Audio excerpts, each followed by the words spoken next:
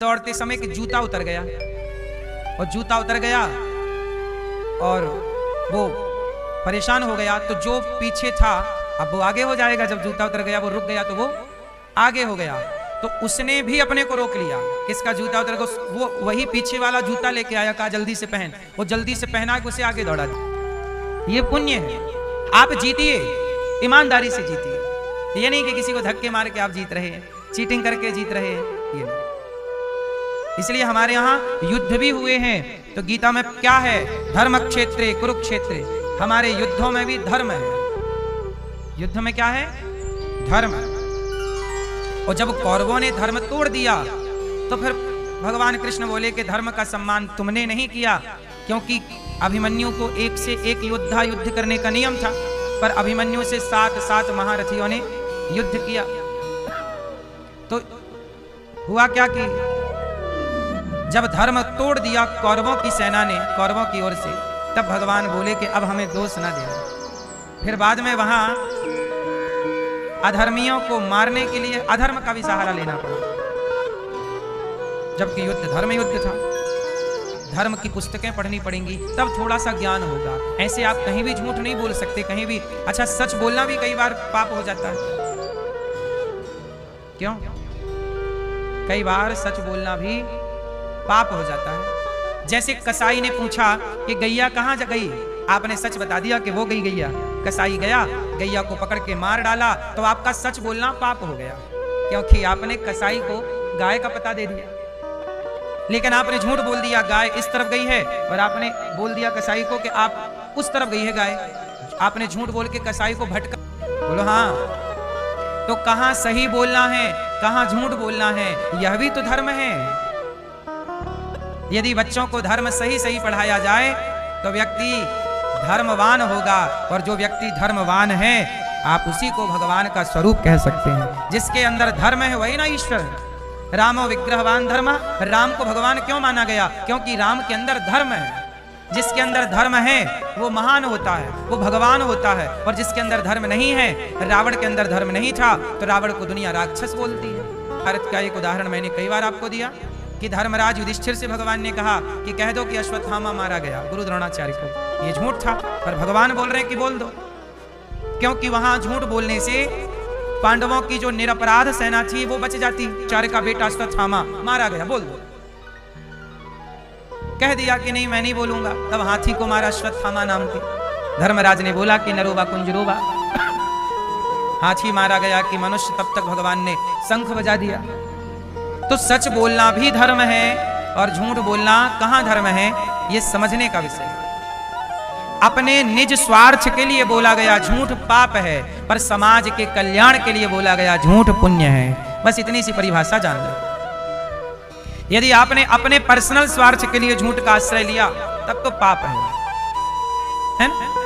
परमार्थ के लिए आपने स्कूलों में ये जरूर पढ़ाना चाहिए अधर्म क्या है। अब जैसे शराब पीना धर्म है कि अधर्म, बोलो। गांजा पीना धर्म है कि अधर्म, धोखा देना धर्म है कि अधर्म। ये बच्चों को काश पढ़ाई पहले यही तो पढ़ाते थे कि क्या धर्म है और क्या धर्म नहीं है। यदि इतना पढ़ा दिया तो आपका बच्चा शराब क्यों पिएगा। पराई स्त्री को देखना धर्म है कि अधर्म है। अब ये पढ़ाओ, यदि पढ़ा दिया तो बच्चों का जीवन धर्ममय होगा। फिर आप कहते हैं कि हमारे बच्चे बिगड़ गए। क्यों बिगड़ गए? क्योंकि बच्चों को धर्म का पाठ पढ़ाया ही नहीं। जो धर्म का पाठ नहीं पढ़ेगा वो बिगड़ ही जाएगा। सुधरेगा वही जो धर्म का पाठ पढ़ना जरूरी है। आज दुनिया में धर्म कहां पढ़ाई हो रही है? पढ़ाई कितने तरह की होती है? कितने तरह की होती है पढ़ाई? क्यों? पढ़ाई कितने तरह की होती है? तो सुनो, पढ़ाई 4 तरह की होती है। पहली पढ़ाई धर्म की। धर्म क्या है, अधर्म क्या है? अपनी बहन को देखना, अपनी बहन को देखना धर्म है। और पराई लड़की बहन बेटी को देखना वो भी धर्म है। पर कैसे देखना? जैसे अपनी बहन को देखते हो वैसी देखो, जैसे अपनी बेटी को देखते हो वैसी दूसरे की बेटी को देखो, तो धर्म है। और अपनी को बेटी के रूप में देख रहे हो, अपनी को बहन के रूप में देख रहे हो और दूसरी बहन बेटी को गलत नियत से देख रहे हो, तो ये अधर्म है। और याद रखिएगा, सारी धरती धर्म से चल रही है। जैसे भारत संविधान से चलता है, तो संविधान से केवल व्यवस्थाएं चलती हैं, बाकी पूरा सिस्टम ईश्वर के संविधान से चलता है। ईश्वर का संविधान है धर्म। ईश्वर का संविधान क्या है? जोर से, धर्म। क्या है? धर्म। अब ईश्वर का संविधान कैसा है, आओ मैं इसका उदाहरण देकर आपको समझाता हूं। सुनो, बताओ, जिस नजर से आप अपने पिता को देखते हैं, पहले सवाल मैया से फिर पुरुषों से। मैयाएं, मेरी मां, आपसे पहला सवाल, जिस नजर से आप अपने पति को देखती हो, क्या उसी नजर से पिता को देखती हो? पति और पिता दोनों को देखने का नजरिया एक है कि अलग अलग है? जोर से, अलग अलग है। ये अलग अलग नजरिया किसने किया? जिस नजरिए से आप अपने पिता को देखती हो, जिस नजरिए से आप अपने पति को देखती हो, क्या उसी दृष्टिकोण से पिता को देख सकती हो? नहीं। किसने रोका है? धर्म ने। यही धर्म है। धर्म रोकता है कि ये पिता है तो इसके साथ क्या व्यवहार करें, ये पति है तो क्या व्यवहार करें, ये पुत्र है तो क्या व्यवहार करें। व्यवहार सबके साथ एक सा नहीं हो सकता। यदि हो गया तो अधर्म हो जाएगा। यही बात पुरुषों पे है। आप अपनी पत्नी को जिस नजरिए से देखते हैं, क्या उसी नजर से अपनी मां को देखते हैं? दोनों को देखने का नजरिया किसने अलग अलग किया? किसने बोला आपको कि अलग देखो? धर्म ने। ये लोग कहते ना, मैं धर्म को नहीं मानता। जो धर्म को नहीं मानेगा वो इंसान रहेगा ही नहीं, जानवर हो जाएगा। आपको इंसान बना के जिसने रखा है वही धर्म है। धर्म आपका मर जाएगा तो आप इंसान ना रहोगे। कुत्तों के अंदर धर्म नहीं होता। कुत्तों के अंदर नहीं होता। कैसे? जिस कुत्ता जिस मां से पैदा होता है ना, वही कुत्ता जवान होकर अपनी मां के साथ संबंध बनाने लग जाता है। बकरा जिस बकरी से पैदा होता है, जवान होकर उसी बकरी से संबंध बना लेता है। भैंसा जिस मां से पैदा हुआ उसी। क्योंकि इन जानवरों में धर्म, हाँ, इसलिए वो जानवर हैं। इसलिए 84 लाख योनियों में किसी के पास धर्म नहीं है। भगवान ने केवल धर्म की संपत्ति मनुष्य को दे रखी है। इसलिए आप धर्म से चलो। आपसे उम्मीदें हैं और कुत्ते से क्या उम्मीद करेंगे कि वो धर्म से चलेगा। लेकिन आज का इंसान कहता कि जी मैं धर्म को नहीं मानता, तो नहीं मानता तो तुम जानवर ही तो हो रहे हो। धर्महीन व्यक्ति पशु के समान है। धर्महीन व्यक्ति किसके समान है? बोलो मेरी मां। हाँ, पति को भगवान मान के पूजा करना ये मनुष्यों में ही है। और क्या बकरी अपने बकरे को पूजा कर रही है? तुम हमारे पति हो, आओ पूजा करें? नहीं। इन पशुओं में धर्म नहीं है। लेकिन एक बात और बताएं, पशुओं में भी एक अलग तरीके का धर्म है। कौन सा धर्म है पशुओं में? चलो बताओ, बोलो। पशुओं में ये वाला धर्म नहीं है, लेकिन एक तरह का धर्म है। कौन सा धर्म है पशुओं में, ये बताओ। हाँ, पशु अपने बच्चों के प्रति ईमानदार होते हैं। बोलो हाँ। जंगल में आप देखिए, बच्चे के लिए जानवरों की माएं शेर से लड़ जाती हैं। किससे लड़ जाती हैं? हाँ, जो गैया बड़ी सीधी थी, जब उसका बच्चा हुआ, बछिया बछड़ा, तो फिर वो किसी को पास नहीं आने देती, सबको सींग ऐसे ऐसे करती रहती है। मानो उसे लगता है कि हमारे बच्चे को नुकसान पहुंचाएगा, इसलिए वो दूर भगाती रहती है। लेकिन जो ग्वाला होता है, जो सेवा करने वाला, उसको आने देती है, नए व्यक्ति को नहीं आने देती। मतलब अपने बच्चे के प्रति वो भी धर्म निभा रही है। दूध पीते समय चाटेगी, प्यार करेगी, पुचकारेगी। कुत्तों को भी देखना, जो कुत्ती होती है ना, वो बाजार में खाती है। कुत्ती बाजार में जो मिल जाए खाती है, और जहां उसने अपने पिल्ले जन्म दिए होते हैं ना, वहां जाके उल्टी कर देती है। तो उसका जो इकट्ठा किया था वो उसके बच्चे खा लेते हैं। क्योंकि वो उसके पास बैग नहीं है ना, झोला नहीं है ना, तो वो झोले में अपने बच्चे को खाना नहीं दे सकती, इसलिए वो अंदर भर लेती है और ले जाके उल्टी कर। देखा कभी ये सबके? नहीं। देखो, वो कुत्ती भी एक माँ है ना, उसके बच्चे हैं, जहां होते हैं वहीं चली जाती है, लेट जाती है और जाके उसके बच्चे दूध पी लेते हैं। तो वो अपने बच्चों के प्रति धर्म वो भी निभा रही है, दूध पिलाने का, पेट भरने का। और ये चिड़िया भी करती है। चिड़िया के बच्चे घोंसले में हैं, तो वो चें चें चें चें करते रहते हैं, जाके उनकी चोंच के अंदर दाना डालती है। वो कीड़े मकोड़े ले आती है और उनके अंदर, और उसके 2 बच्चे होते हैं, तो आधा इसको डालती है, आधा उसको डालती है। बोलो हाँ। तो पेट भरने का ज्ञान अपनों कहते, अपना हित अनहित, अपने बच्चों से प्यार तो पशु पक्षी कुत्ते बिल्ली भी करते हैं, लेकिन आप इंसान हैं, अपनों के साथ सबका ख्याल रख सकते हैं। इसलिए सबकी सेवा करने वाला, सब में ईश्वर को देखने वाला केवल मनुष्य। इसलिए 84 लाख योनियों में आप सबसे श्रेष्ठ हैं। इसलिए आप लोगों से ऐसा कोई भी काम ना हो जाए जो श्रेष्ठ ना हो। आप श्रेष्ठ हैं तो अपने जीवन में श्रेष्ठ धर्म का आचरण कीजिए। प्राण जाएं तो चले जाएं, पर धर्म ना जाने पावे जीवन से। प्राण जाएं पर, इसलिए ये दास अनिरुद्ध आपसे बार बार कहता है कि खाना पीना तो सब जानते हैं, पर खाने से पहले किसी को खिलाना ये केवल मनुष्य जानता है। इसलिए हम सभी में बांट कर खाएं, उसे इंसान कहते हैं। इसलिए गौरी गोपाल आश्रम में निवेदन आपसे है कि गौरी गोपाल आश्रम में जो वृद्ध माएं रहती हैं 310, उन माओं को भी आप थोड़ा अन्नदान किया करो। उन माओं को, जिन माओं के अपने बच्चों ने घर से निकाल दिया, इन्हें खिलाकर आप खाया करो। यहाँ अखंड रसोई चलती है, आप देखे होंगे 24 घंटे भोजन भक्तों को मिलता है। किसी को खिलाकर खाना, यही हमारे संस्कार है। और हम इन्हीं संस्कारों को केवल कह नहीं रहे, जीवन में उतार करके भी आपको बता रहे हैं कि ऐसा होना चाहिए।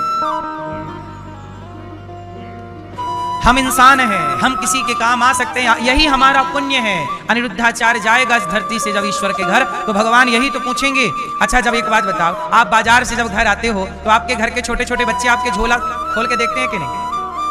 आपके घर के छोटे बच्चे ना झोलों पर टूट पड़ते हैं। बोलो हाँ, कोई बैग हो, झोला हो, उसे खोलते हैं, क्या लाए हो हमारे लिए? सही है गलत है? हाँ, जैसे आप झोला कहीं से भी आओ तो बच्चे झोला देखेंगे, हमारे लिए क्या लाए। इसलिए घर जाया करो, बच्चों के लिए कुछ जरूर लेके जाया करो, खाली नहीं। तो सोचो कि जैसे आप यहाँ आते हो ना घर, तो बच्चे झोला खोल के देखते हैं हमारे लिए क्या लाए। ऐसे जब आप मर के जाओगे तो ईश्वर आपका झोला खोलकर देखेंगे, हमारे लिए क्या लाए हो, कितना पुण्य करके आए हो, जरा दिखाओ। वहां क्या होगा?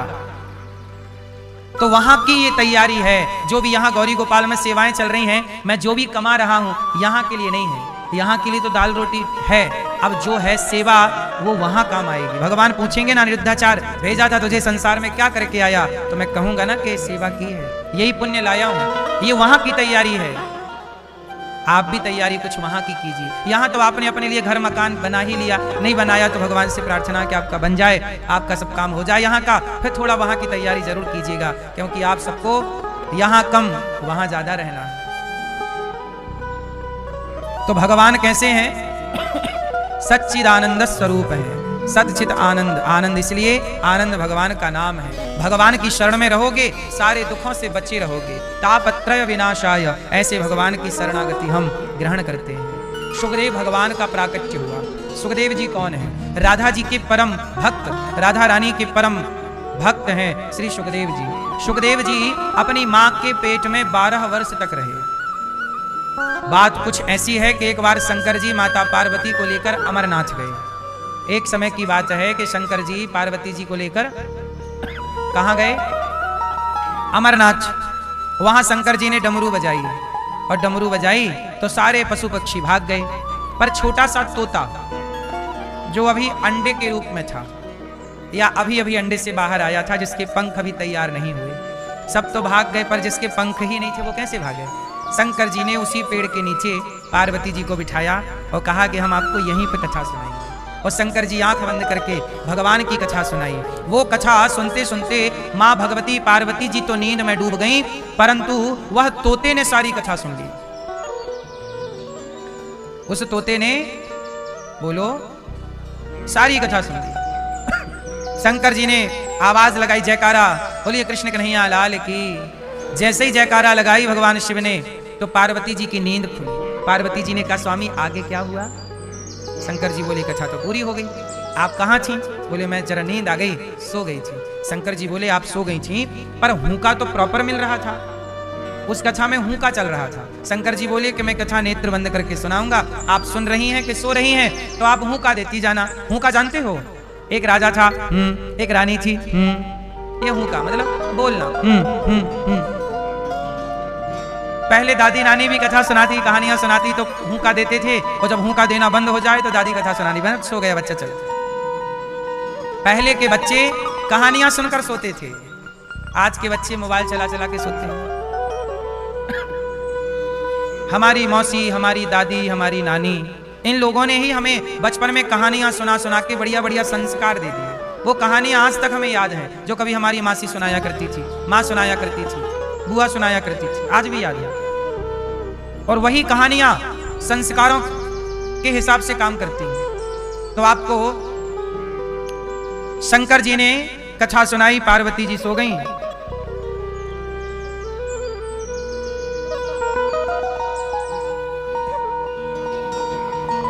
तो शंकर जी ने बड़े प्रेम से कथा सुनाई, पार्वती जी सो गईं। जागी तो बोली कथा, शंकर जी बोले कथा तो पूरी हो गई, अब क्या करें। तो शंकर जी बोले बराबर हुंका तो मिलता रहा, कथा का हुंका बराबर मिला, कौन सुन रहा था कथा। पलट कर देखे शंकर जी तो पीछे तोता था, शुक। शंकर जी को क्रोध आया कि तुमने चोरी से कथा सुन ली, हमारी कथा चुरा ली, अमर कथा सुन ली। शंकर जी क्रोध करके दौड़े तो तोता उड़ा और भागा। तो बद्रीनाथ में वेदव्यास जी की पत्नी वहां सरस्वती नदी के किनारे धूप खिली हुई थी और मां बाल सुलझा रही थी, तभी उनको जमहाई आई। तो शुकदेव शुक जी मुख के द्वार से गर्भ में प्रवेश कर गए और शंकर जी आए, देवी मेरा चोर कहाँ गया। तो देवी ने कहा क्या चुरा ली भोलेनाथ आपकी। बोले अमर कथा। तो माँ ने कहा कि जब कथा अमर सुन ही ली तो वो तो अमर हो गया, पर आप मार दोगे तो फिर अमर कथा की महिमा मिट जाएगी। शंकर जी बोले ठीक है। शंकर जी पार्वती जी को लेके कैलाश चले गए। सच्चाई यही थी कि कथा उस तोते को ही सुनवानी थी, पार्वती जी तो केवल निमित्त थी। और बड़े प्रेम से फिर अब शंकर जी वहां से गए और माता जी ने अपने पेट में सुखदेव जी को रखा। 12 वर्ष तक वो कथा सुन के पेट में गए थे, तो कथा का चिंतन करते रहे। तो कथा भगवान की सुनकर गए तो भगवान का इतना चिंतन किया मां के पेट में सुखदेव जी ने कि वह तोते से मनुष्य की तरह, भगवान की तरह प्रकट होकर के तत्रा भवद भगवान व्यास पुत्रो प्रकट हो गए 12 वर्षों के बाद। और अब वो तोते के रूप में नहीं है, अब वो भगवान के सुंदर से रूप। चूंकि चिंतन किसका हुआ, आप जिनका चिंतन करते हैं आप वैसे हो जाते हैं। आप जिनका चिंतन करते हैं आप वैसे हो जाते हैं, आप वैसे ही हो जाते। इसलिए कहता हूं चिंतन भगवान का किया करिए। किसी व्यक्ति का चिंतन करेंगे आपके अंदर उसके गुण आ जाएंगे, भगवान का चिंतन करेंगे आपके भीतर दिव्य गुण प्रकट हो जाएंगे। महापुरुषों का चिंतन किया करिए, किसी व्यक्ति, किसी स्त्री का, किसी पुरुष का। मैं आपका चिंतन करूंगा तो मैं आपके जैसे, मैं शराबी का चिंतन करूंगा तो मैं भी शराबी हो जाऊं, मैं गंजेड़ी का चिंतन करूं मैं भी गंजेड़ी हो जाऊं। बोलो हाँ। किसी गलत स्त्री का आप चिंतन कर लें तो आप भी गलत हो जाएं। इसलिए चिंतन जिसका व्यक्ति करता है वैसा हो जाता है। इसलिए चिंतन सदा भगवान का या भगवान के भक्तों का चिंतन होना चाहिए। दासानुदासो भवितास्मि भूया, चिंतन ईश्वर का और कोई चिंतन नहीं। तो शंकर जी, वही सुखदेव जी जब बाहर आए तब राजा परीक्षित जी को भागवत सुनाई, और वही भागवत आज ये दास अनिरुद्ध आप लोगों को वही भागवत सुना रहा हूं जो सुखदेव जी ने परीक्षित जी को सुनाई, वही भागवत जी। तो शिक्षा 4 तरह की होती है। पहली शिक्षा धर्म की, पहली शिक्षा धर्म पढ़ाओ बच्चों को। दूसरा अर्थ, धर्म से अर्थ कमाना चाहिए, अर्थ मतलब पैसा, धर्म से पैसा कमाओ। तो दूसरी शिक्षा अर्थ की, धर्म अर्थ। और जब अर्थ आएगा तो कामनाएं पूरी होंगी, और कामनाएं पूरी हो जाएंगी तो मोक्ष, फिर वह व्यक्ति मोक्ष का अधिकारी हो जाएगा। ये 4 तरह की शिक्षा है सनातन की, धर्म की, अर्थ की, काम की, और आपने जीवन में सब कुछ प्राप्त किया। अब जैसे आपने सुना होगा हमारे सनातन में पहले के राजा लोग राजा होते थे, लेकिन आखिरी टाइम राज सिंहासन छोड़ छाड़ के जंगल जाके चिंतन करते थे। क्यों? क्योंकि धर्म किया जीवन भर, अर्थ कमाया, कामनाओं की पूर्ति राजा महाराजाओं ने की, और आखिरी में यदि आपने मोक्ष नहीं पाया तो सब कुछ पाना बेकार हो गया। इसलिए चौथा मोक्ष है। और आज के युग में 3 तरह, आज के युग में केवल 2 तरह की शिक्षाएं बची हैं। आज क्या स्कूलों में क्या पढ़ाते हैं? अर्थ और काम। आज स्कूल में जितनी भी पढ़ाई है वो अर्थ पर टिकी है, पैसा लेके पढ़ाते हैं, और पढ़ाने के बाद आपको भी नौकर बनाने की बात बताते कि तुम भी नौकरी करना। आजकल जितने बच्चे स्कूल में पढ़ रहे हैं काय के लिए पढ़ रहे हैं? पैसा कमाने के लिए। आजकल शिक्षा का उद्देश्य केवल पैसा कमाना है। बोलो हाँ। स्कूलों का भी उद्देश्य पैसा कमाना है, और पढ़ने वाले बच्चों का भी उद्देश्य पढ़ लिख कर पैसा कमाना, अर्थ और काम, पैसा कमाना और कामनाओं की पूर्ति करना, बड़ा मोबाइल खरीदना, गाड़ी खरीदना, बंगला, नाम, इज्जत, कामनाएं पूर्ति करना, तो अर्थ और काम रह गया है। अब कोई भी व्यक्ति शिक्षा इसलिए नहीं पाता कि मुझे मोक्ष की प्राप्ति हो। अब कोई भी मोक्ष के लिए नहीं पढ़ता, धर्म के लिए नहीं पढ़ता, केवल अर्थ और काम के लिए पढ़ता है। तो 4 तरह की विद्याओं में, शिक्षाओं में 2 तरह की लुप्त हो गई और 2 तरह की शिक्षा आज भी जिंदा है। तो स्कूल कॉलेज में जो पढ़ते हो आप, वह केवल पेट भरू विद्या है। उससे आप कमा कमा के अपना पेट भर सकते हैं और पशुओं की तरह कुछ लोग जिंदगी जीते हैं, पशुओं की तरह। धर्महीन व्यक्ति पशु की तरह, पढ़ तो लिया पर शराब पी रहा है, शिष्टाचार का ज्ञान नहीं, माँ बाप का सम्मान कैसे करना चाहिए, माँ बाप के प्रति जो कर्तव्य पुत्र के बताए हैं वो कुछ नहीं करता। आजकल माँ बाप का कर्तव्य कौन करता है बताइए? कुछ बच्चे हैं आप जैसे जो माँ बाप के जीते जी भी सेवा करते हैं और मृत्यु के बाद भी कार्य करते हैं। अब जैसे कुछ दिन पहले आप लोगों ने सुना होगा, गौरी गोपाल में एक माता की मृत्यु हो गई। उन माँ के 2 बेटे थे और 2 बेटियां थी। माँ की मृत्यु हो जाने पर बेटे नहीं आए कंधा देने, ये दास अनिरुद्ध ने कंधा दिया और आज उस माँ का 13वां दिन था। तो आज गौरी गोपाल में ही उस माँ की इतनी पेट भरू हो गई है, इतनी स्वार्थी हो गई है कि आजकल की शिक्षा ने बच्चों को अपने माँ बाप के कर्तव्यों से भी च्युत कर दिया है, अंधा बना दिया। अंधी दौड़ में दौड़े जा रहे अंधे होकर के। इसलिए कर्तव्य भूल गए ना कि पुत्र का कर्तव्य क्या है, पुत्र का धर्म क्या है। क्यों कर्तव्य भूल गए कि नहीं? उनके अपने बच्चे भूल गए कर्तव्य, पर यह दास अनिरुद्ध कर्तव्य नहीं भूला। इसलिए कहता हूं, तुम धर्म को पकड़े रहना, धर्म तुम्हें पकड़े रहेगा, तुम दोनों सुरक्षित रहोगे। धर्म और रक्षति रक्षिता, धर्म छोड़ दोगे तो धर्म भी तुम्हें छोड़ देगा। स्वधर्मे निधनम श्रेयः पर धर्मो भयावह। अपने धर्म में रहकर जीना मरना श्रेष्ठ है, पर अपने धर्म का परित्याग करना श्रेष्ठ नहीं। एक नारी ने अपने पति को धोखा दे दिया और पराये मर्द के संग चली गई। उस नारी से पूछो कि बहन, जो तुमने किया क्या वो धर्म है? तुमने अपने पति को छोड़ दिया, तुमने अपनी पत्नी को छोड़ दिया, पराई औरत के संग रह रहे हो। पूछो उस मर्द से, बेटा क्या ये धर्म है जो तुम कर रहे हो? केवल अपनी वासनाओं की पूर्ति के पीछे भाग रहा व्यक्ति अंधा होकर कि शारीरिक सुख मिलना है उसे, उस शारीरिक सुख में इतना अंधा हो गया कि धर्म भूल गया कि धर्म क्या है और अधर्म क्या है। उस शारीरिक सुख के चक्कर में वो पाप कमा रहा है और बाद में रोएगा कि भगवान ने दुख दिया। जब तूने अपनों को, अपने रिश्तों को धोखा दिया तो तूने पाप ही तो कमा लिया ना भाई। अब भोगेगा कौन? इसमें दोष ईश्वर का क्या है? इसलिए कहता हूं, सबके लिए धर्म की बेड़ियां हैं। सबके लिए किसकी बेड़ियां हैं?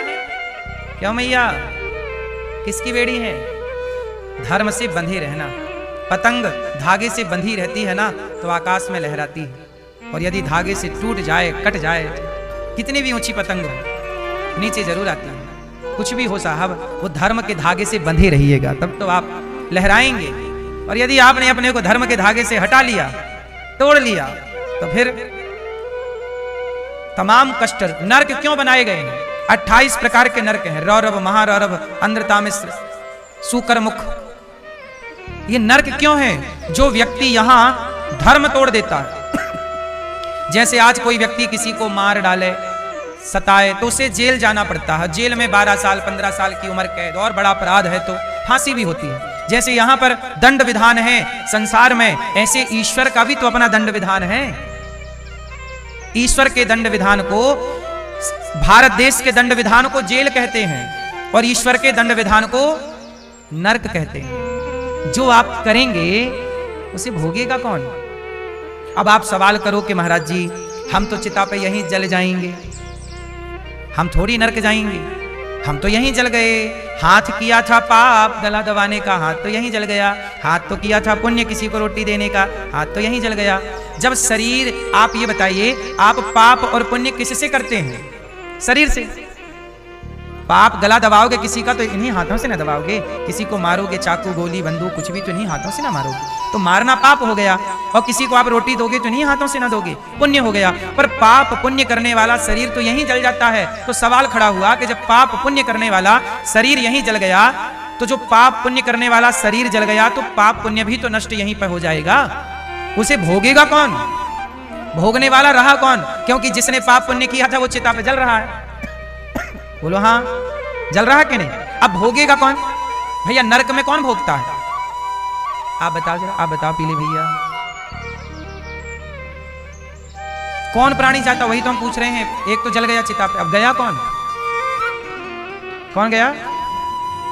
हाँ, हम सब यहीं जल जाते हैं, पर जो हमारा सूक्ष्म शरीर है, जिस शरीर से आपने सपना देखा है, आप सपना देखती हो मैया? कभी आप सपना देखते हो कि हम हरिद्वार गए, वृंदावन आए, सपने में एक शरीर तो बिस्तर पे सोया पड़ा था और एक शरीर सपना देख रहा था। तो सपना देखने वाले शरीर को ही सूक्ष्म शरीर कहते हैं। वह सूक्ष्म शरीर 4 चीजों से मिलकर बना होता है, मन, बुद्धि, चित्त, अहंकार, जिसे अंतःकरण चतुष्टय कहते हैं। तो जब व्यक्ति मरता है तो यह शरीर जो 5 तत्वों से मिलकर बना है, पृथ्वी, जल, वायु, अग्नि, आकाश, यह 5 तत्व का शरीर यहीं सबका जल जाता है या जमीन पर गड़ जाता है। लेकिन जो सूक्ष्म शरीर होता है, जो स्वप्न देखता है, वह शरीर को यमदूत पकड़ कर ले जाते हैं और वही जाकर के वहां पाप किया है तो नरक जाता है और वह शरीर बड़ा कष्ट पाता है। आपने कई बार देखा होगा, सपने में कई बार आप रोते हैं, चिल्लाते हैं, चीखते हैं। आपको सपने में सुख दुख हुआ था कि नहीं? बोलो हाँ या ना? हाँ, वह सपने में जो सुख दुख हुआ वो आपको ही तो हुआ। वही जाएगा वहां नरक का दुख भोगने और वही स्वर्ग का सुख भोगता है। वही आप हैं। आप कौन है? वही हैं आप, वही हैं आप। वह सूक्ष्म शरीर ही आप है, वरना ये शरीर आप नहीं है। ये तो आपका हाथ है, ये तो आपका उंगली है, ये तो आपका माथा है, ये तो आपकी छाती है। आप कौन है? इस शरीर में आप कहां रहते हैं? तो आप वही सूक्ष्म शरीर के रूप में रहते हैं।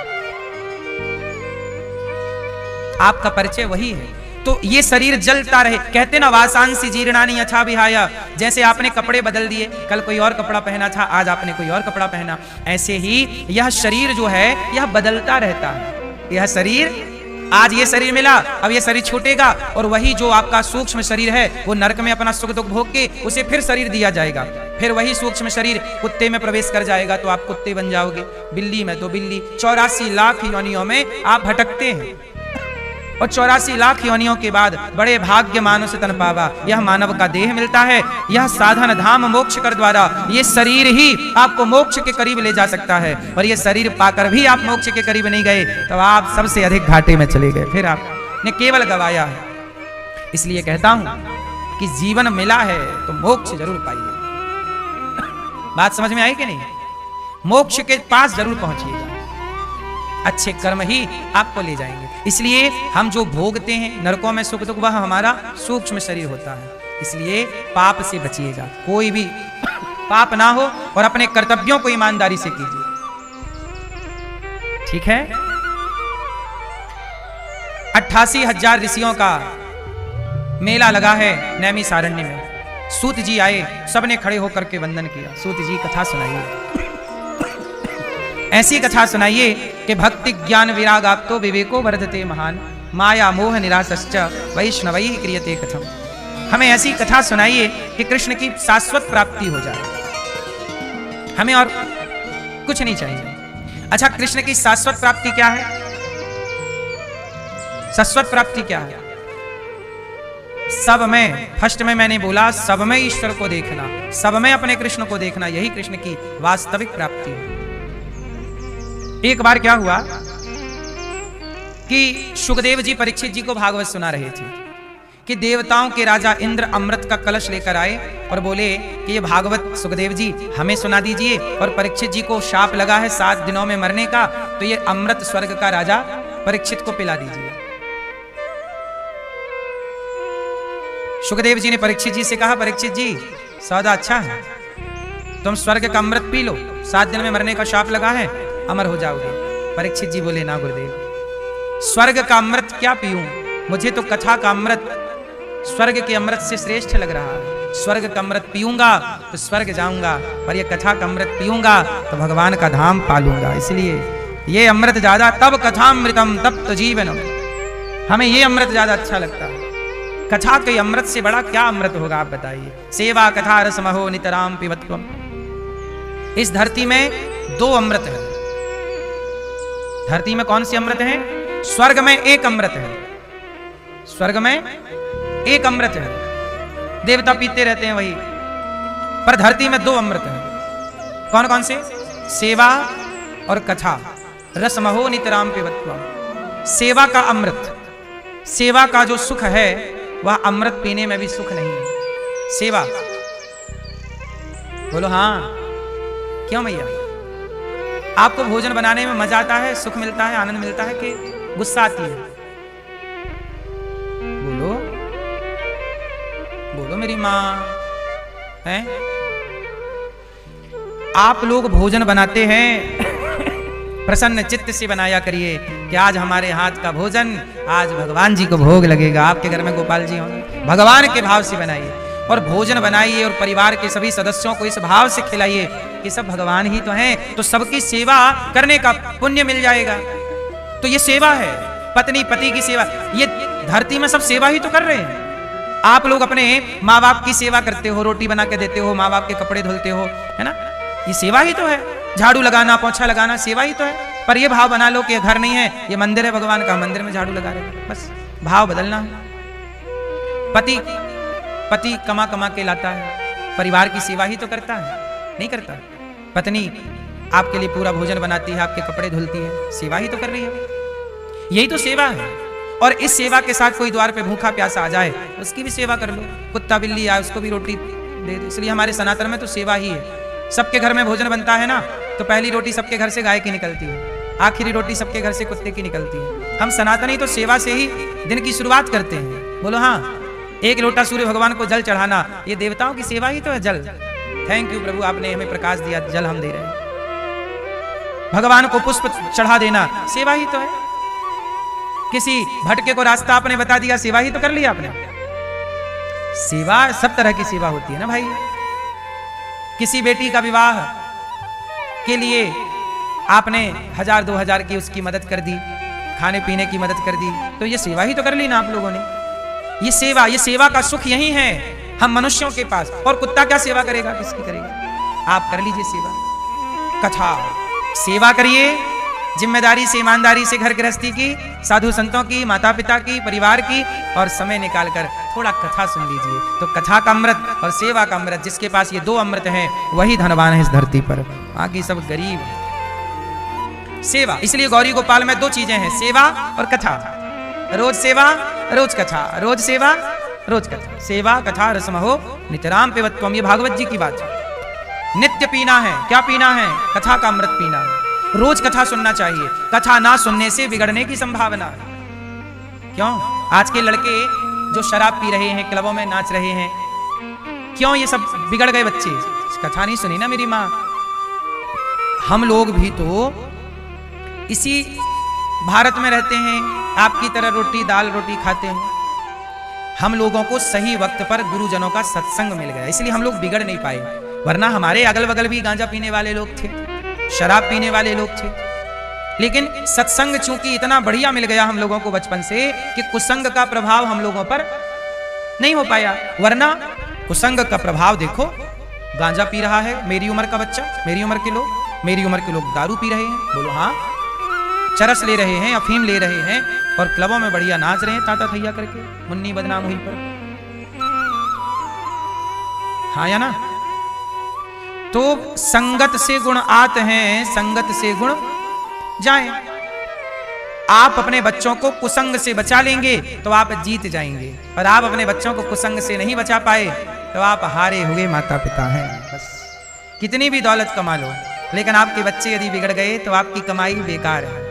आपकी वास्तविक प्रॉपर्टी आपकी संतान है, सही संतान है आपकी, तो आपका भी भला होगा, आपकी संतान से इस राष्ट्र का भी भला होगा। और यदि बिगड़ गए तो आपका भी नुकसान है और राष्ट्र का भी नुकसान होगा, क्योंकि यही बच्चे इस राष्ट्र में आगे चलकर कोई मुख्यमंत्री होगा, कोई प्रधानमंत्री होगा, कोई विधायक होगा, कोई सांसद होगा, कोई इंजीनियर होगा, कोई डॉक्टर होगा, कोई कुछ होगा। इसलिए हर माँ बाप की परम जिम्मेदारी है कि आप अपने बच्चों को शिक्षा तो दें पर संस्कार विशेष दें। बोलो हाँ कि ना? मेरी माँ, इंद्र आए, सुखदेव जी से कहा कथा सुनाइए। सुखदेव जी ने कहा नहीं परीक्षित जी नहीं पीना चाहते, आप अमृत ले जाओ। वो कथा का अमृत ही पीना चाहते हैं। इंद्र को बड़ा बुरा लगा। तब ब्रह्मलोक में तराजू बांधकर तौला गया कि स्वर्ग का अमृत बड़ा है कि भागवत बड़ी है। तौला गया तो भागवत जी का पलड़ा भारी हो गया। सब देवता नतमस्तक हो गए भागवत जी के आगे। तब भागवत जी से भगवान प्रकट हो गए। वाह! इंद्र बोले प्रभु आप यहां रहते हैं। भगवान बोले कि अब मैं भागवत में रहता हूं। सतयुग में भगवान प्रहलाद के लिए खंबे से प्रकट हुए थे, वो सतयुग था। त्रेता में भगवान अयोध्या में राम के रूप में प्रकट हुए थे। द्वापर में जेल में कृष्ण के रूप में प्रकट हुए थे। और कलयुग में भगवान भागवत जहां जहां होती है वहां वहां सुनने वाले भक्तों के चित्त में प्रकट होकर उनका मन अपनी ओर खींच लेते। इसलिए कलयुग में भगवान का वास कहां है? भागवत जी में। इसलिए कहता हूं समय निकाल करके व्यस्ततम जीवन से और भागवत अवश्य सुननी चाहिए। भागवत सुनने से चित्त की शुद्धि होती है। कितना भी बिगड़ा व्यक्ति है भागवत सुनेगा सुधर जाएगा। इसलिए अपने बच्चों को भागवत से जोड़िए। नहीं जोड़ेंगे तो कुसंग तो मुंह फाड़े बैठा है। आपकी तनक नजर हटी तो बच्चा बस बीड़ी पीने लग जाएगा, सिगरेट पीने लग जाएगा, इलू इलू में उलझ जाएगा। वो सत्संग में आ गया तो बुराइयां छू भी ना पाएंगे।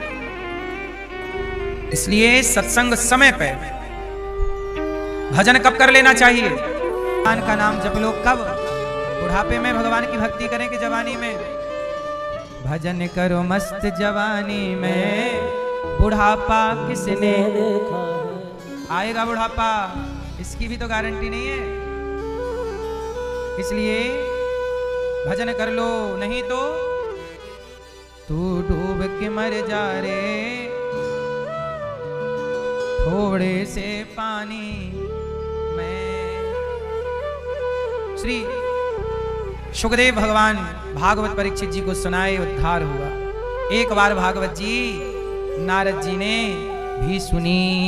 एक बार नारद जी सारे तीर्थों का विचरण करने गए।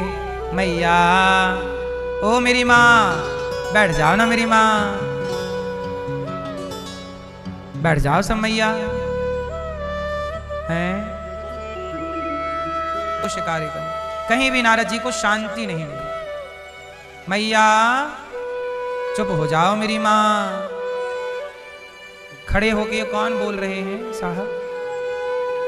बिठाओ इनको, सुनो, चुपचाप रहो मेरी माँ, शोर ना करो। एक तो आज के जमाने में सबको सेल्फी फोटो और वीडियो लेनी है। कथा से मतलब नहीं है, कथा सुनने थोड़ी आए हैं। इसलिए आजकल तो बस देखो मोबाइल का युग चल रहा है। फोटो सेल्फी वीडियो बस। तुम काहे खड़े हो भोचूलाल?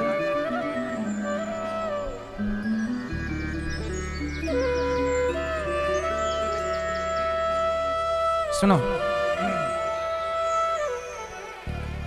नारद जी ने सारे तीर्थों का भ्रमण किया, पर क्या हुआ? नारद जी सारे तीर्थों का एक बार नारद जी भ्रमण करने गए। कहां गए? तीर्थ यात्रा। चलो तीर्थ यात्रा करके आते। सब जगह गए, पुष्करम चा प्रयागम चा काशीम गोदावरीम हरिक्षेत्रम कुरुक्षेत्रम श्रीरंगम सेतुबंधनम। सारे तीर्थों में गए, पुष्कर प्रयाग काशी गोदावरी हरिक्षेत्र कुरुक्षेत्र सब। पर ना पश्यम कुत्रमिच्छर्मा, शांति नारद जी को नहीं मिली। नारद जी शांति क्यों नहीं देखे? क्या देखा नारद जी ने? सत्यम नास्ति, सत्य नहीं रहा। तपः शौचम, कलयुग में क्या नहीं है? कलयुग में सच बोलने वाले कम हैं। सत्यम नास्ति, तपः शौचम, दया दानम ना सत्य ना दया ना दान ना तप। सत्यम नास्ति तपः शौचम। शौचम मतलब आद, चार कुल्ला करना चाहिए, पांव धुलना चाहिए, हाथ धुलना चाहिए, तब जाके लघु शंका की शुद्धि होती है। इसके बाद और शौच करने के बाद, शौच करने के बाद जो कपड़े पहनकर शौच करने गए हैं वो कपड़े या तो कम कपड़े पहनकर जाओ, या जो पहनकर गए हैं वो गीले करने चाहिए। और पूरा स्नान कर चुके हो, सर्दियों का मौसम है तो आप आधा स्नान कर सकते हैं, नाभि से अर्ध स्नान, है ना। ये स्नान करिए, अपना यज्ञोपवीत पहने हैं तो उसे गीला करिए, तब जाके आप शौच के बाद शुद्ध होंगे। अब आजकल तो लड़के कुछ लोग 4 दिन नहाते नहीं है, सर्दी बहुत, कल नहाएंगे। तो आप लोग कभी कभी नहाते हो कि रोज नहाते हो? हैं? 2 दिन में एक बार मैया? है मैया? ये दास अनिरुद्ध, हम 12 महीने 365 दिन 2 बार और दिन में बल्कि 3 बार स्नान करते हैं। शुद्धि जरूरी है। अच्छा, शौच 1 बार जाना चाहिए कि 2 बार? है? कितनी बार जाना चाहिए? 1 बार। खाओ आप 2 बार, खाओ 3 बार और टंकी खाली करो 1 बार।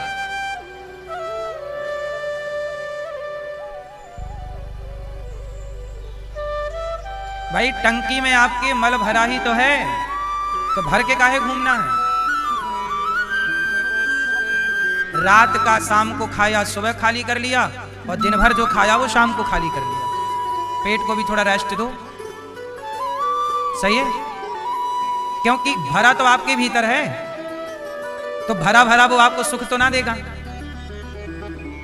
इसलिए अंदर की शुद्धि भी ठीक हो और बाहर की शुद्धि भी।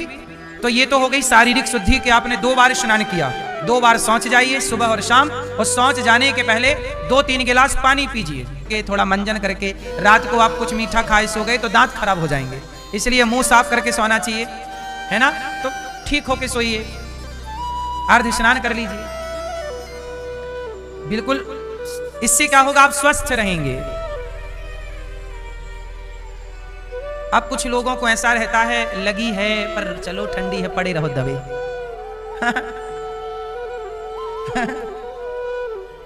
तो क्या करेगी? आपके शरीर में दुर्गंध भर देगी, और वह दुर्गंध आपके विचारों को भी। शरीर की शुद्धि करिए, अंदर बाहर से करिए, और इसके बाद जब शरीर की अंदर बाहर शुद्धि होगी तब अपने विचारों को शुद्ध कीजिए। जो बाहर भीतर से शुद्ध है उसी के विचार शुद्ध हैं। शरीर के भीतर ही तो मलमूत्र होता है। अच्छा बताओ, मलमूत्र अच्छा होता है कि नहीं? पलट के कोई देखता है वापस उसकी तरफ? जितना गंदा मलमूत्र है उससे भी गंदा छल कपट है, और छल कपट भी आपके भीतर है। तो मलमूत्र तो चलो व्यक्ति निकाल लेता है, लेकिन छल कपट ना निकला तो उससे भी ज्यादा गंदगी तो विचारों की हो गई ना आपकी। क्या आपके अंदर किसी के प्रति ईर्ष्या है, किसी के प्रति द्वेष है, किसी के प्रति ये घृणा, ये द्वेष, ये नफरत, क्या उस मल से भी गंदी नहीं है? जवाब दीजिए, क्या इसकी शुद्धि नहीं होनी चाहिए? यदि ये सब है तो क्या ईश्वर के आप सन्मुख जाने के अधिकारी हैं? भगवान यही तो कहते हैं, निर्मल मन जन सो मोहि पावा, मोहि कपट छल छिद्र न भावा। इसलिए मेरी मां, सब कुछ शुद्ध कर लो। जब सब कुछ शुद्ध होगा तो देखो, शुद्ध पानी में अपने आप आपका चित्र प्रकट हो जाता। आप जरा झांकिए, आपका प्रतिबिंब दिखेगा साफ जल में। वो गंदा पानी होगा तो आपका प्रतिबिंब ना प्रकट होगा। आपका अंदर बाहर सब शुद्ध हो गया, छल कपट मुक्त हो गए, तो आपके हृदय अंतःकरण में भगवान प्रकट हो जाएंगे। भगवान कोई बाहर थोड़ी। एक राजा था, उस राजा के यहाँ एक विदेशी पेंटिंग वाला आया, पेंटर, पेंटिंग अच्छी करता। राजा से बोला, राजा साहब मैं आपके राज्य में बहुत अच्छी पेंटिंग करना चाहता हूँ, मुझे बस एक खाली दीवार दे दीजिए। राजा ने कहा, ये रही दीवार, ये रहे कलर, ये रहे ब्रश, ये रहा सामान, तुम करो। तो राजा का अपना दरबार का, नगर का एक चित्रकार आया, पेंटर, महाराज आपने विदेशी आदमी को मौका दिया है, एक मौका मुझे भी दीजिए, मैं भी बहुत अच्छी पेंटिंग करता हूँ। तो राजा ने कहा, ठीक है, तुम हमारे अपने राज्य के हो, दोनों में देखते हैं बेहतर किसकी, जिसकी बेहतर पेंटिंग होगी उसको इनाम देंगे। ठीक है भैया। राजा ने इसे उसके दीवार के सामने दीवार दे दी, 2 दीवार, मतलब 2 दीवारें हैं आमने सामने, ठीक आमने सामने। तो अब विदेशी आदमी पेंट ले रहा, और ये जो राजा के राज्य का था, राजा ने कहा, तुम्हें कितना पेंट चाहिए, ब्रश चाहिए, सामग्री चाहिए? इसने कहा, हमें कुछ ना चाहिए। राजा बोला, बिना पेंट के पेंटिंग कैसे होगी? कलर के बिना? कलर नहीं ले रहे हो आप? नहीं नहीं, हमें कोई कलर वलर नहीं चाहिए। राजा बोले, बड़ी गजब बात कर रहे हो तुम। कहा, महाराज मेरी दीवार को बस आप दूर से पैक कर दीजिए, 5-10 फीट दूर से पर्दा लगा दीजिए, कोई देखने ना पावे। ठीक है। अब राजा ने सेफ्टी बढ़ा दी, सिक्योरिटी बढ़ा दी, पर्दा लगा दिया, दोनों की दीवारों के सामने सामने पर्दा लग गया, ना इसकी कोई देख पा रहा ना इसकी। अब राजा बड़ा चक्कर में पड़ा कि विदेशी आदमी तो कलर वलर लेके गया भीतर, तो कलर से तो पेंटिंग होगी ही, पर ये आदमी गजब, कलर भी नहीं लिया, ब्रश भी नहीं, वो बोला मैं पेंटिंग बनाऊं, काहे की बनाएगा। अब भैया लो, सबका टाइम पीरियड पूरा हुआ और जो विदेशी था उसने कहा महाराज पेंटिंग तैयार है, मुहूर्त देख लो कब खोलूं। बोले कल। सब सभा लगी, लोग बड़ी दूर दूर से आए कि बड़ा पेंटर है भाई। खोला गया, देखा गया, वाह लाजवाब पेंटिंग बनाई विदेशी आदमी, गजब की नदी बनाई, गजब गजब की सड़कें बनाई, क्या पेड़ ऐसे बनाए कि सही के पेड़ हैं, लोग ऐसे बना दिए कि बिल्कुल हूबहू चल रहा है व्यक्ति, ऐसा बोलती हुई, जैसे लोग कहते हैं तो बोलती हुई प्रतिमा है, बोलता हुआ चित्र है, ऐसी उभरी हुई बिल्कुल पेंटिंग बनाई उस विदेशी कारीगर ने। अब बारी थी राजा के अपने राज्य के कारीगर की, उस चित्रकार की। भाई तुम्हारा भी पर्दा खोलो। हाँ महाराज हटा दो।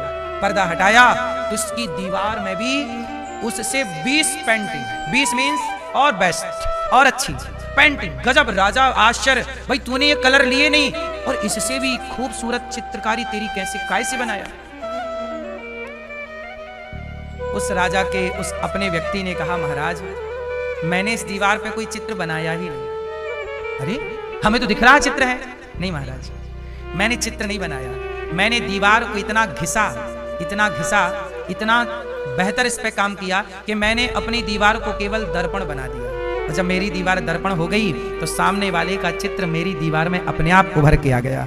उस दीवार का चित्र इसमें दिख रहा है पर आपको लग रहा है हूबहू है, उससे भी बेहतर शाइनिंग है। ये ईश्वर की छवि अपने मन के दर्पण में अपने आप उतर आएगी। ईश्वर को खोजने कहां जाओगे, अपने को दर्पण बनाओ। वो दर्पण यदि गंदा है तो उसमें चित्र नजर ना आएगा। इसलिए दर्पण को क्या होना चाहिए, इसलिए कहता हूं निर्मल मन के दर्पण में वह राम का दर्शन पाएगा। जब तक मन दर्पण नहीं होगा तोरा मन दर्पण कहलाए, तोरा मन दर्पण कहलाए। ये मन दर्पण है, दर्पण मतलब शीशा, कांच, मिरर। यदि आपका मन दर्पण नहीं हो पाया तो उस दर्पण के बिना आपका भी चित्र नजर नहीं आता। आपके पास दर्पण ना हो तो आपका चित्र कैसे नजर आएगा।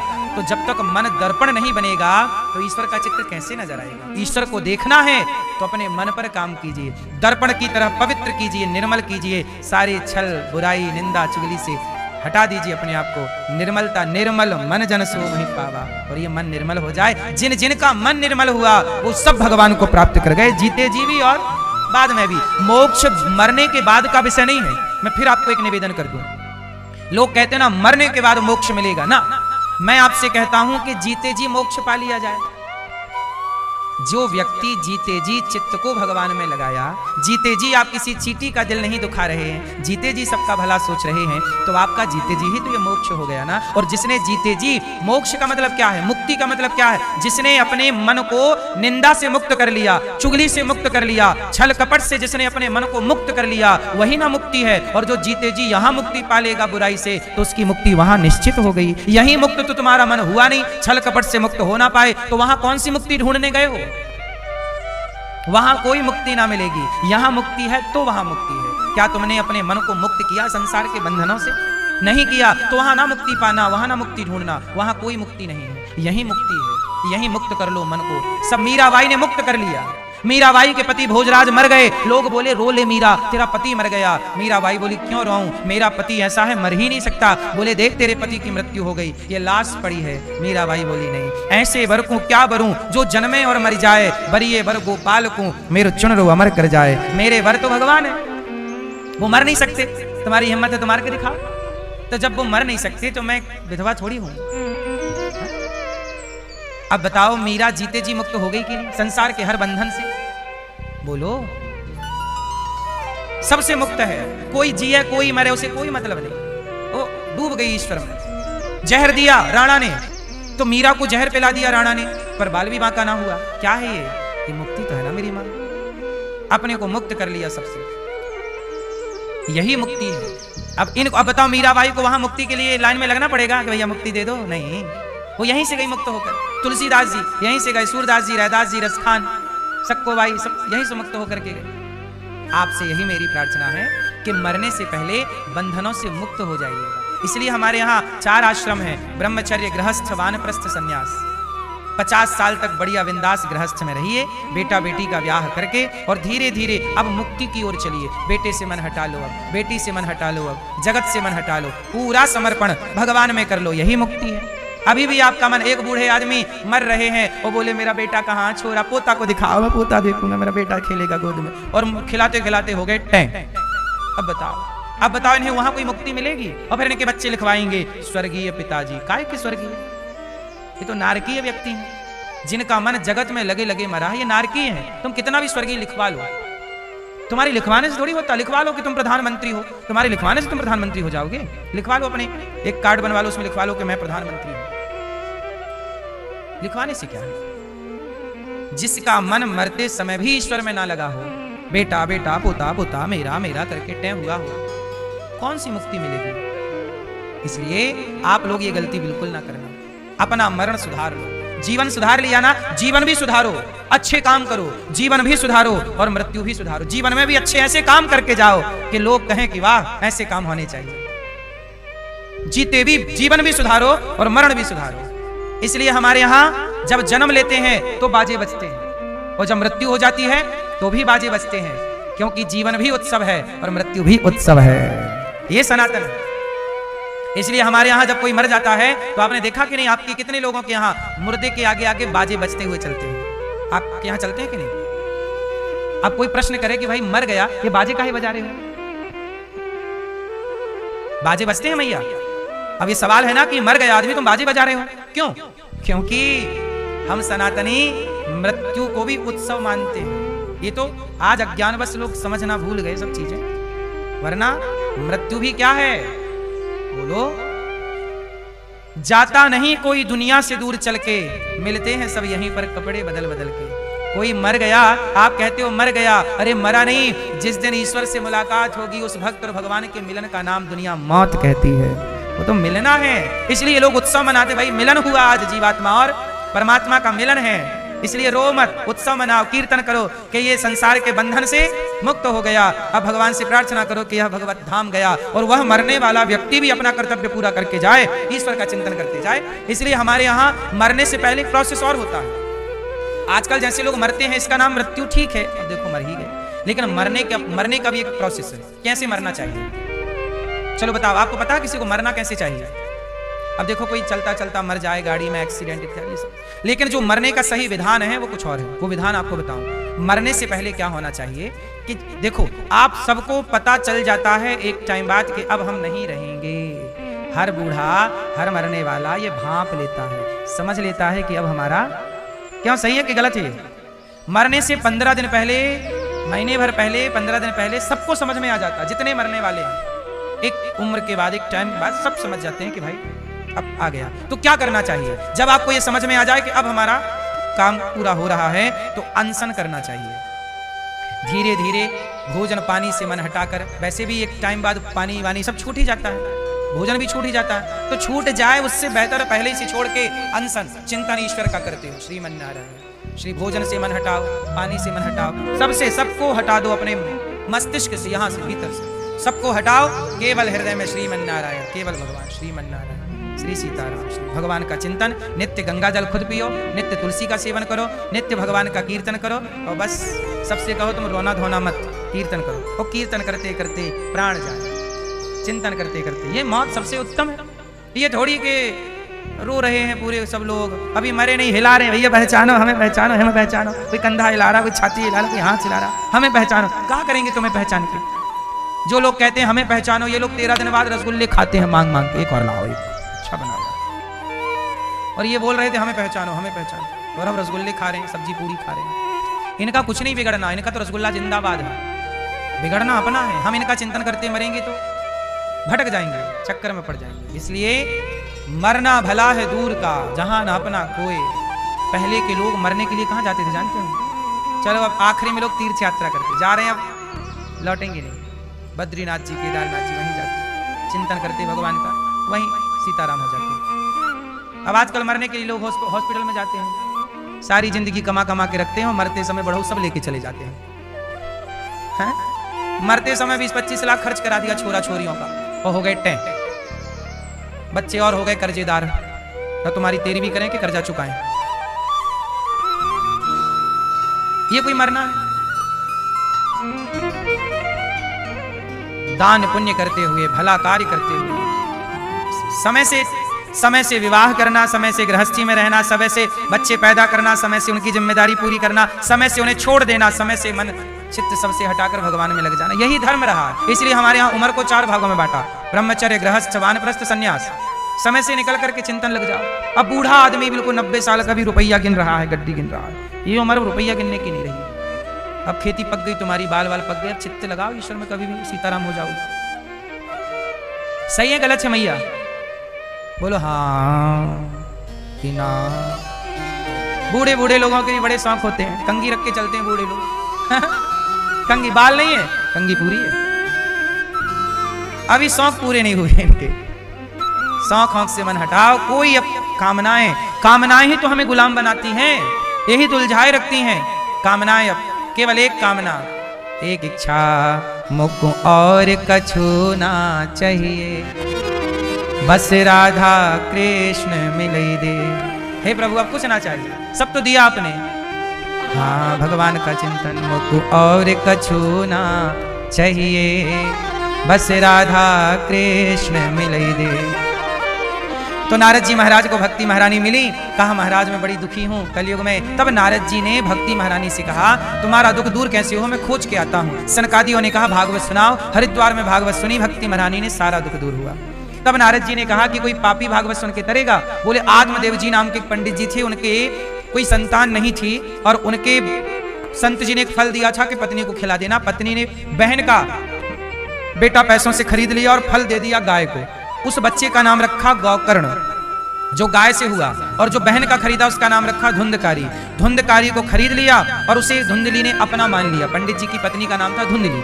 जो बेटा अपना था नहीं उसे अपना मान लिया और उसके प्यार में ऐसे चक्कर में पड़े कि धुंधकारी जब जवानी में आया तो उसने अपने माँ बाप को बहुत मारा। आत्मदेव जी रोने लगे, हे विधाता जब बेटा नहीं था तो इसलिए रोया कि बेटा क्यों नहीं दिया भगवान ने, और दे दिया तो ऐसा नालायक दिया कि मारता है। अब भी रोना पड़ा कि क्यों दे दिया भगवान ने। भाग्य का रोना आपको ही रोना पड़ेगा, मिल जाए तो और ना मिले तो।